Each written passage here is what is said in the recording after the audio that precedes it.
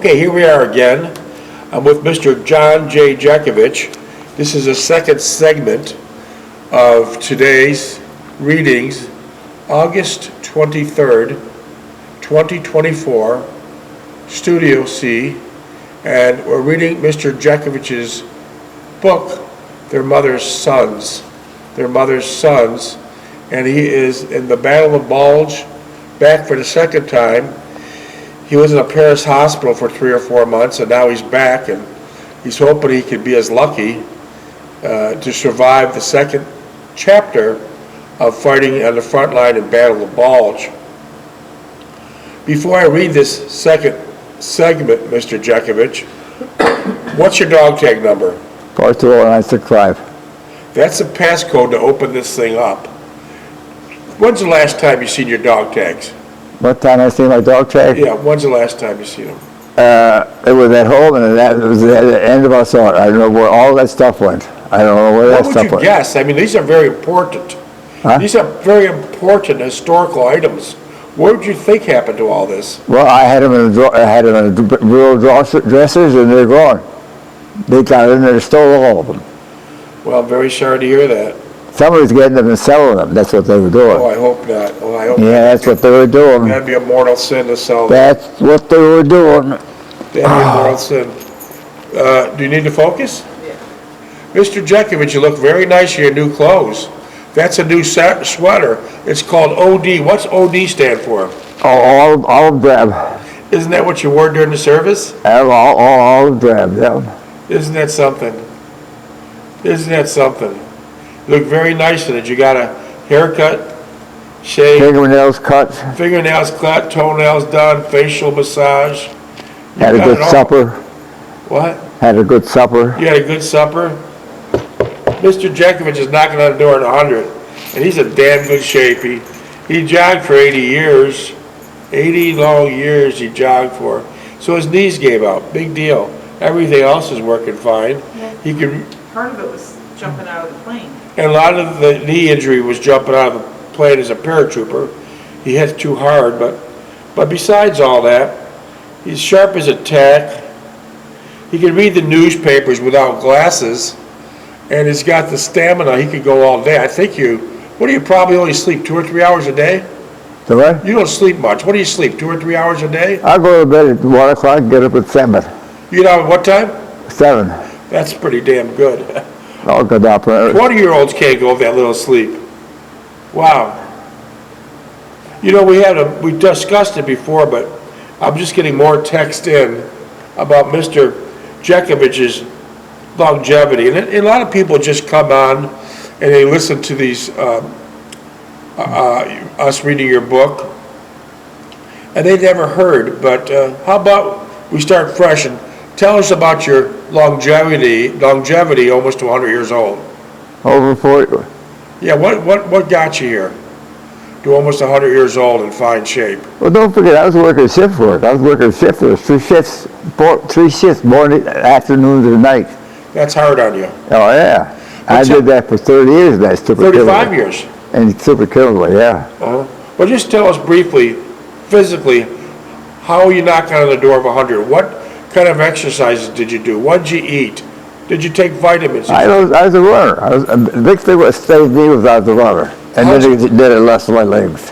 What made you start running? I read a good book on some guy, Johnson, and he's running, and he said it's the best thing you can do for you. No physical exercise, just keep it running. How'd you find that book? I was looking through the library, I saw it on a table. Somebody read it, they put it on the table. Was that in the Niagara Falls Public Library? Yep, on Main Street. So you read that book and you really took the advice Yeah, because you went jogging for 80 years. yeah. And besides jogging for 80 years, what else? What else is making you able to sit here and find shape? What else did you do? Oh, I didn't smoke and I didn't drink. Did you take many prescriptions? No, I didn't take no prescription. How about vitamins? I didn't take no vitamins, no. Did you always sleep only 6 hours a night? 6? Even during your low lifetime, like you say, you're only sleeping 6 hours. Well, when you work shift work, you lose a lot of sleep. You get home and you got to do something, then you don't go to bed about 1 o'clock, and then you got to get up 7 o'clock for supper, and then you got to go back to work. So it's a very erratic schedule. Yeah. That'll take its toll on your body. Oh, yeah. I did that for 35 years. Yeah. So you were shot up by a sniper, bombed up, and have shrapnel still in your leg. You work shift work for 35 years, and you're sitting here in fine shape. Did your brothers and sisters have such a long life? Well, Stevie died of early. Lucky died of cancer and what the hell did he die of? Cancer in his throat rib or something. Prostate? Yeah. And how about your sister? Huh? How about your sister? Sister was the one that lived the longest. Okay. How old was your mother when she 89. left us? 89. How old was your father? 43.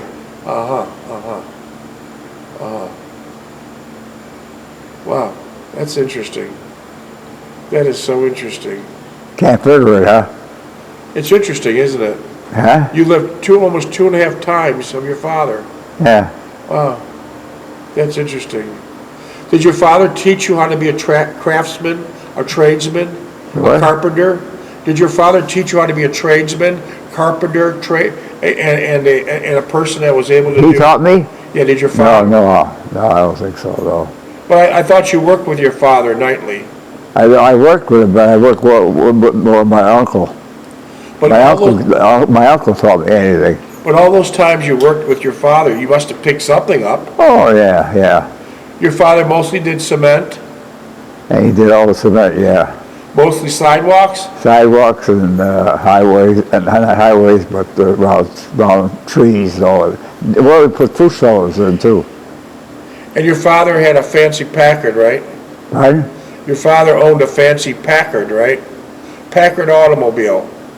You know, I had a Packard, yeah. Did your father drive? No, that Packard was in the hospital. Then when Stevie started to drive, he drove that car to school every day. Did you go to school in it? No, I said, get in the car. I said, I'm walking. Why would you go in a Packard? It was beyond my means.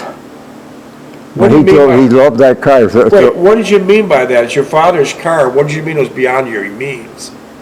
What did you mean? Why didn't you get in that Packard? Well, we're not a family that should have a Packard. We should have a bicycle or a Ford. Or a Ford, I understand.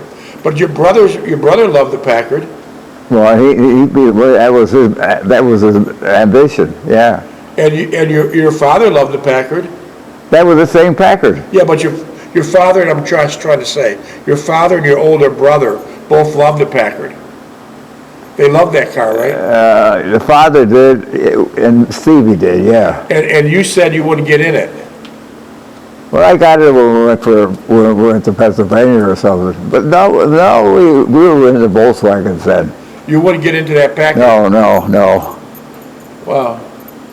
But your older brother, drove it every day. Drove every day to school. He must have been a hit on campus. Oh, yeah. A Packard going to a high school must have been a big thing. And it was a beautiful Packard, too. Packard back in the 30s they're unbelievably built cars made in America, but they would be side by side with a Cadillac or a Rolls Royce. They were way up there. Yeah, Packards, yeah. They're way up there, and they're built They had a today. nice hood. And many of those Packards are still driving today. They had straight 6, straight 8 engines in them, 6-volt, and they were just the most reliable automobile in the world. And they had the shift lever on the steering wheel. Yeah. They nicknamed it 3 on a tree, and that vehicle, even in the coldest winters, would start up. For example, if someone would find a Packard today abandoned in a field, they could spend maybe 2, 3, 4 hours on it, put some fuel in it, put a good 6-volt, brand new 6-volt battery, and chances are they'll get it started. Yeah, if the motor's not froze up. Yeah, but those motors were cast iron. They were most reliable motors. They were most reliable motors made. So your father was very proud of that Packard. Oh, yeah. What made him buy a Packard, though? He didn't buy the Packard. He worked the car with him. He vetoed the areas. He talked to everybody. He talked to people in the office more. And that's the people that figured that they liked Packards. And the one guy was, the older guy, he said, look, I'm not driving it anymore. I'll give that Packard to my father, and then when the kids get older, they could drive it. Oh, that was nice. That was a nice thing. But your mother and father never had a driver's license. No, they didn't drive. Neither one drove. Did your wife drive? My wife, I taught her on a Volkswagen. No kidding. Was that one of these Volkswagens that had this tall shift lever in the center? Yeah, and she got a lot of gears. Yeah, she went to Pennsylvania with it. She grinding the gears. Wow. Did that Volkswagen back in the day have any type of heating system? Heating? Heating. No, heated by how fast you were going. The faster you went, the heater, more heat you got in the car. There was no heater. It was air cooled. And of course, air conditioning wasn't thought of. Yeah. I was told that on 2nd Street, on the corner of Niagara Street, there was a fire hall there, and you had an incident with your Volkswagen. What happened? I had the Volkswagen parked in front of the store. That's a laundromat, right? At the laundromat. Somehow the starting motor started that car up and put it out in the middle of the street. And the fireman come out and put rope around it and everything else. Did he ask you what the hell's going on here? He said, what are you drinking? You left the damn car in the middle of the street. No, I said, well, he was just kidding me. I said, well, he started up on the motor. Yeah. So what happened then was the car was in first or second gear, and the starter motor was turning the engine on like you were push starting it and moved it to the middle of the road. Yeah. Wow. That's how light that car was.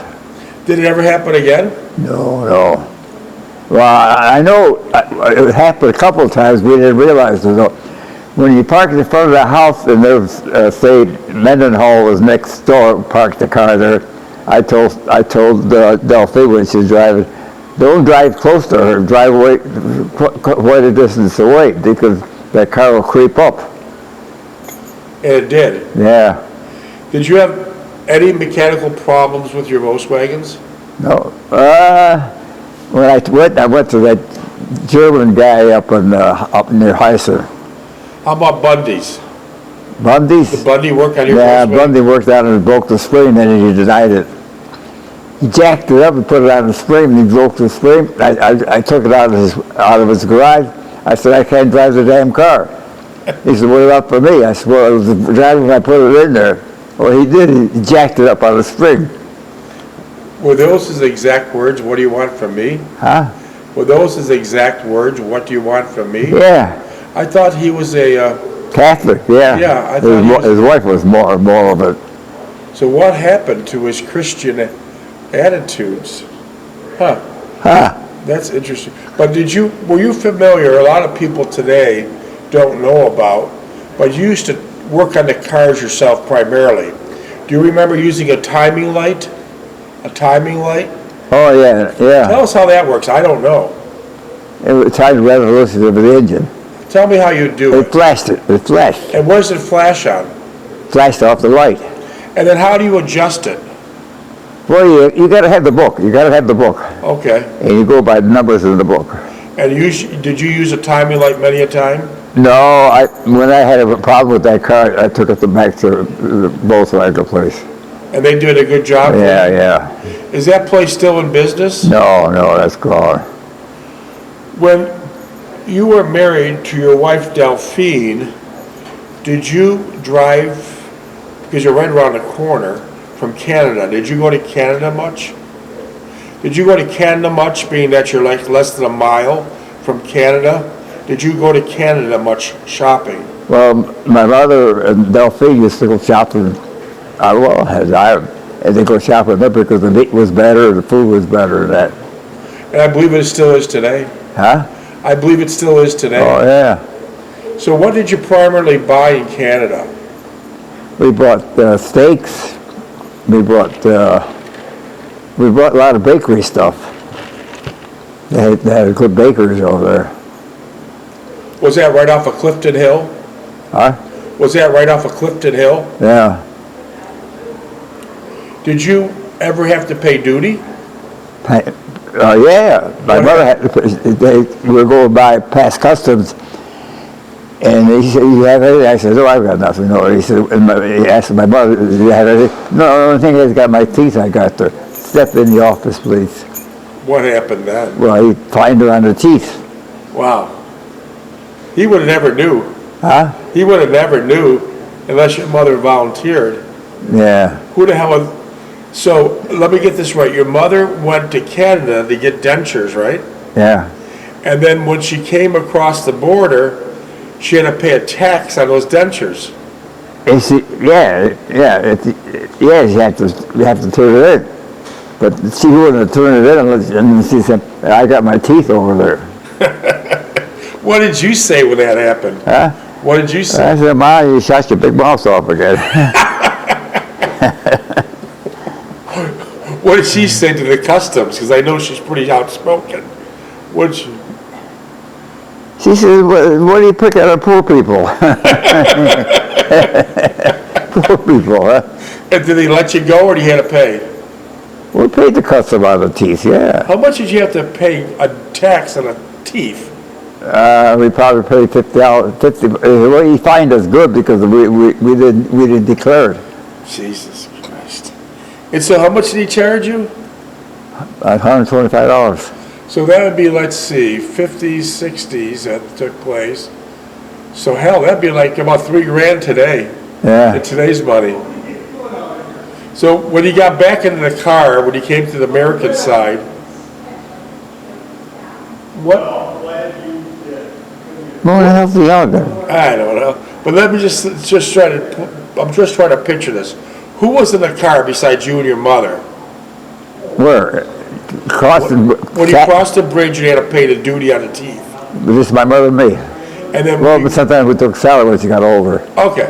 So now you're on the American side. I take it you're driving Niagara Street on the way to your house. What did you say to your mother when you were two alone? And was your mother really mad? Well, I said, "Mom, how come you told me about your teeth?" She said, "Well, I got excited. I just felt good about them. I wanted to tell everybody about it." So she was happy. I said, "Well, you didn't do it. She didn't want to deprive it, but it's just that's what she is." Excited that she's got a new teeth. Yeah. That's very understandable. Very understandable. She was real overjoyed she had new teeth. Yeah. So That's she just told understandable. everybody. They figured there was nothing wrong with it. Yeah. There wasn't. That's understandable. Did you also have to pay tax on the meat? Over in Canada? Yeah, when you came to the border, did you have to pay tax? Yeah. So even though you paid taxes to bring it to the States, it was still a better deal? The what? Even though you had to pay tax on everything you brought over from Canada to Niagara Falls, New York, it was still a better deal Oh, yeah. and better quality? Well, I don't know. We had slipcoats over here. Slipcoats are good in the market. How about Loblaws? Loblaws was a chain, and if you got a good chain, it was good. But if you got a bad chain, there's sloppy places. We had Loblaws, it was terrible. Yeah. An interesting thing about Loblaws, there was one like right next to your house. An interesting thing about that is that chain is, in 2024, is still very active. It's based in Canada, and they no longer have any locations in the United States. Loblaws is very popular, but by no means any of the quality or the size of Publix. Yeah. Loblaws is the last name, and I think they have about Well, there was what was the other one? What was it, Star or something? Slip Goes, Tops, Yeah. Slip Goes, Tops, Loblaws, A&P, A&P, yeah. Piggly Wiggly. Yeah. Yeah. So there was maybe five or six of them. When you were raising your family, did you do most of the grocery shopping? No, Delphine and I went. We went with the kids, when the kids were older, well, they were at school or something. Did you do most of the cooking? Huh? Did you do most of the household cooking? Did you cook? No, I told my mother to teach Delphine how to cook. She didn't know how to cook. She had no experience in cooking? No experience at all cooking. Her, Delphine's mother didn't teach her? Oh? Delphine's mother? No. Did Delphine's mother come over a lot? When we first got married, they'd come up maybe once every third Sunday. But then they tapered off. We lost track of them after a while. Okay. Did your brother come visit a lot? My brother? Looky? No, Looky was, I was picking Looky up every month, every week. What do you mean? He ran away. Okay. Why would he do that? Well, I was pissed off the way he lived. He didn't like the house or He didn't like the house, he didn't like the net. Well, he was drinking with his buddies. His buddies from the bowling alley? Yeah, and they'd come home, puke all over the floor. My mother said, you get that cleaned up before you go to school, you get your, yeah. So you were in charge of the cleanup? Yeah. Did your other brother come over much? Who? Your other brother, older brother, come Well, visit? he was over in Pennsylvania, Pittsburgh Plate Glass. He worked Pittsburgh Plate Glass. But didn't he come visit for the holidays to see your mother? Comes from the while, him and Millie. Mother this and mother that. My mother hated that. Did your two brothers and sister read your book? This book? Yeah. Oh, I don't think so. Did you not send it to them? I never mentioned it. I never mentioned that book. Well, it's certainly getting a lot of notice now. Yeah, I don't know why. It's certainly getting a lot of notice now. You did a fine job. It's certainly getting a lot of notice now. You're doing a fine job. Your book readings are published almost nightly, and you're doing a fine job. You put it together. You put this book together really nice. You did 849 pages. Yeah. When I was writing that book, I was just going to write a small short statement about it, and I got involved. I got endorphin on it. I got excited myself. I said, "What am I going to do next?" Well, I was reading the book and finding out what I was going to do next. Yeah. You were very excited, and it shows. You did a fine job.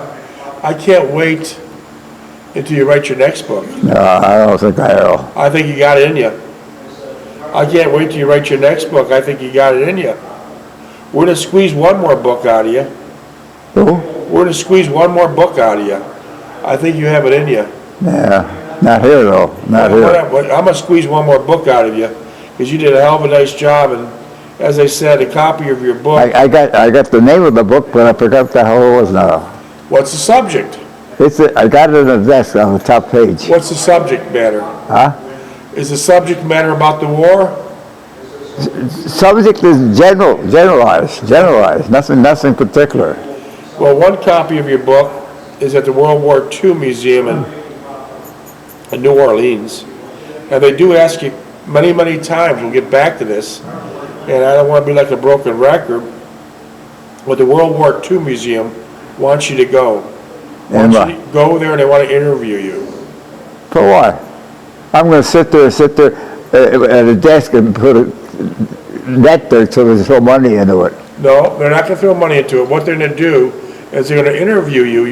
There's only 8,000 or less combat veterans left. They're going to interview you, and then when the interview's done, they build like a little tiny studio about twice the size of a person, and it's all in glass. They'll have your picture in there, and then anyone comes up in the museum, they press the button, and they'll hear you talking about everything you said. It'll be there for hundreds and hundreds of years if a hurricane doesn't destroy the place. It'll be a very nice thing. They got one in New Orleans too. That's what I'm talking about. Well, the one in New Orleans. They want you to come there. Well, They'll want you to come there. that's If not, so what's your word to it? I asked you several times. We have to figure out what we're going to do here. What do you want me to tell them again? Do you want to fly there? What? Do you want to fly to New Orleans? Do what? Fly where? To New Orleans so they can interview you. For the book? Yeah, no, for the World War II.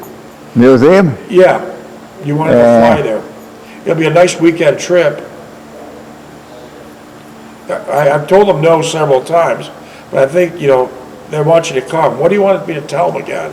Well, I mean, remember that Tim and Jerry, the wife and husband, they interviewed me here and put the lights on in the kitchen, in the house, and I remember that. Yeah, they came a long And ways. then 2 days, they all petered out. Yeah, They got their money out of it, and they shut it down.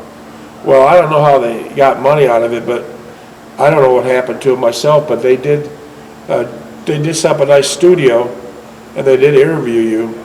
And I think if you put the name in John Jeckovich History Channel. Well, they're picking it up on the internet. What's on the internet? Yeah, but I think that interview you're talking about, if you put in John Jeckovich History Channel, I think you'll be able to see that interview they did with you. I think they did a pretty nice job. Weren't you holding up at that time the Western Union telegram to your mother about you being wounded?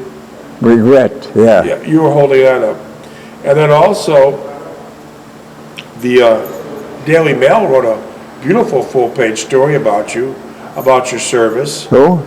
The Daily Mail in London, I haven't showed it to you yet, but the newspaper in London did a beautiful full-page story about you, and about your girlfriend Renee, which they're still trying to find for you. So that was very nice. I don't think it had nothing to do with money. I think it's just like preserving history. You have great history. Well, we saved England's ass. The Americans saved England's ass over there. They were bombed and everything else. Absolutely. If the Americans didn't come, there would be completely different today. Yeah. Completely. So your mind's like a library, and they're trying to get the information out. People are trying to get the information. Well, you can go. I think you can go in any library in the States here, or even in Europe, and you can find all that stuff there. No, I disagree. I could read any book, but hearing it from you is completely different. Minutes? 2. Huh? 2. It's completely different. Different what? Different what? Your mind is like a library. You're telling us things nothing a history book could ever tell. You're preserving history. So I want you to sleep on getting on that plane and going to New Orleans, because I'd love to put you in there.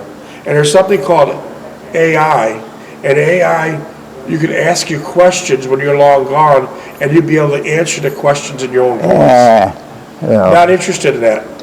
You don't want me to tell them, because I'm gonna I'm not interested. No. sleep on it. We'll discuss it again. But anyways, They do it every day. You can see them sitting on Sunday afternoon downtown. The woman or a guy sitting there in their hero, and they got a back box there for the money, and they'll ask you questions. Oh yeah, we'll tell you that. Okay, thank you. Then you put a couple $100 in there. well, I don't think this has nothing to do with money. They want to get the information that you and only a few other people have. You were on the front lines of World War II. Minutes? Actually, no one cares a shit about the front line of World War II. I disagree with you. Yeah. I disagree with you. I know you didn't talk. I can ask 5 kids, say 8 to 10 years, 8 to 15 years old. They don't know what I'm talking about. Maybe so, but they need to be educated. And like I said, you're doing a good job educating people.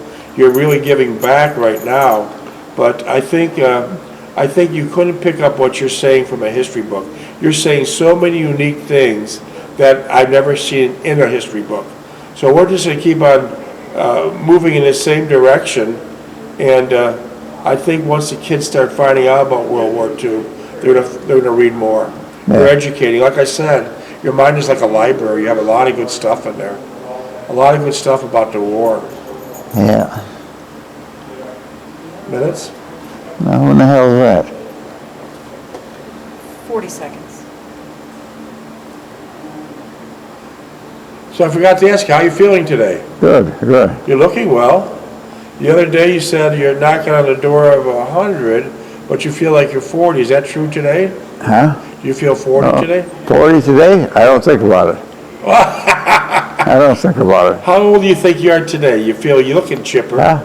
You're looking chipper. Actually, I don't worry about the age at all. Yeah. I know you don't. Oh, how many minutes are there? 15 seconds. Yeah, because Mr. Jeckovich lives by this motto. Yesterday is history, tomorrow is a mystery, and today is a gift. and that's why he's going for so long. He And takes gift, it as it comes. I'm